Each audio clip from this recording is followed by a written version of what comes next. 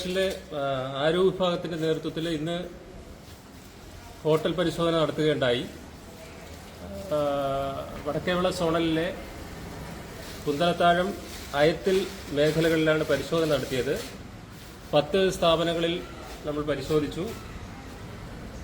അതിൽ കുന്തളത്താഴത്ത് പ്രവർത്തിക്കുന്ന സൗപർണിക ഹോട്ടൽ, അതുപോലെ തന്നെ കൊതിയൻസ് ഫാസ്റ്റ് ഫുഡ്, ലേച്ചിക് റെസ്റ്റോറന്റ്, അതുപോലെ മെഡിറ്റർന ഹോസ്പിറ്റലിന്റെ ക്യാൻറ്റീൻ തുടങ്ങിയ സ്ഥാപനങ്ങളിൽ നിന്നാണ് നമുക്ക് പഴകിയ ആഹാര പദാർത്ഥങ്ങൾ കണ്ടെത്താൻ സാധിച്ചിട്ടുള്ളത്.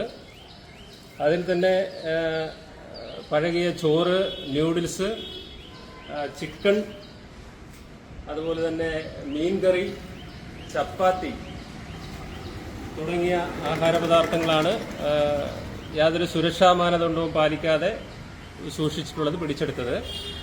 ഈ സ്ഥാപനങ്ങൾക്കെതിരെ കർശനമായ നിയമ നടപടി സ്വീകരിക്കും. എല്ലാ സ്ഥാപനങ്ങൾക്കും ഇന്ന് തന്നെ നോട്ടീസ് നൽകും. കൂടാതെ പിഴ നിശ്ചയിച്ച് നൽകുന്നതിനും തീരുമാനിച്ചിട്ടുണ്ട്. വരും ദിവസങ്ങളിൽ ഇതുപോലുള്ള മുഴുവൻ സ്ഥാപനങ്ങളിലും കൂടുതൽ പരിശോധന നടത്തുന്നതിനും തീരുമാനിച്ചിട്ടുണ്ട്.